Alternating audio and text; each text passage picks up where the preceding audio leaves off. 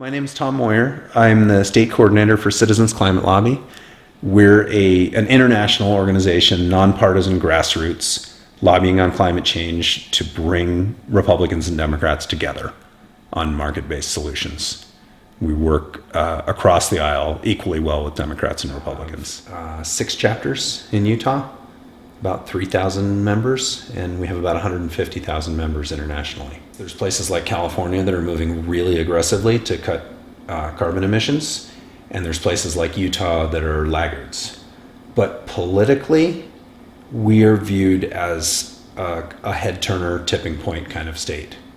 Among red states, we are one of the most pragmatic. We've done things that other states can't do on immigration, on religious freedom, and we hope to be that kind of state on climate change as well. So our group, Citizens Climate Lobby, has always been focused mostly at the federal level. Yeah.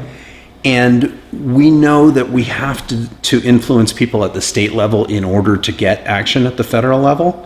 So we've done a lot of work, a lot of outreach to businesses and state legislators, trying to move the politics. In the last couple of years, we've made a more explicit effort to focus on the Utah state legislature. But we passed, 2 years ago in Utah, we passed the first ever climate resolution in a red state. And that was it was originated by students at Logan High School. They wrote the first draft. This was 3 years ago. They had meetings on the Hill. They got a Democratic senator to sponsor it and run it.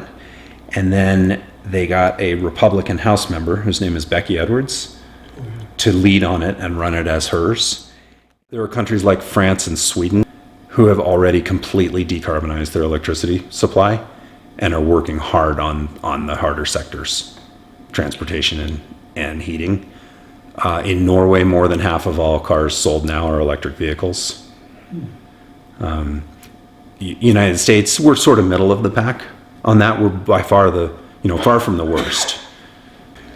I hope we can put in place a meaningful federal carbon pricing legislation that actually puts us on a path to zero emissions. We want the legislature to go further and go faster, the Utah legislature. We want Utah to lead the way. But there's significant progress that's happened that's very encouraging. I talked about the stewardship resolution, the climate resolution 2 years ago. Then this last year, we helped pass it's called the Community Renewable Energy Act. That was led by another Republican, Steve Handy, which gave cities and counties the opportunity to purchase 100% renewable energy from Rocky Mountain Power. And when that legislation was passed, we thought that was for Salt Lake City, Park City, and Summit County. Those are the only municipalities that were interested. They had a deadline of December 31st last year, a few weeks ago, and 24 municipalities have now signed on to that, representing something like half of Rocky Mountain Power's customers in Utah. This only happened because the legislature is starting to take interest and want to see things happen. They, at least on air pollution, they're very, very aware that they need to take action, and they have, right? They did things like Tier 3 fuels that are going to start making a significant difference going forward. So I don't know what's coming for this legislative session. There's one, for example, that was run in the last legislative session that didn't pass that'll probably be back, which was funding to take old polluting vehicles off the road, subsidize their owners to purchase new vehicles. There was funding that did pass last legislative session for things like wood burning conversions for houses that only heat with wood to buy furnaces.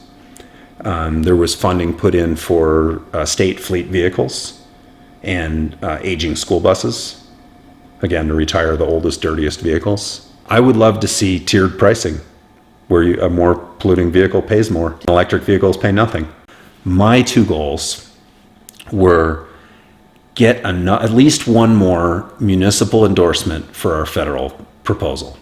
And then my other goal is I would like a Republican legislator from the Utah legislature to lead on a resolution that calls for the federal government to implement carbon pricing legislation. Yeah, guess what? Everybody wants renewable energy.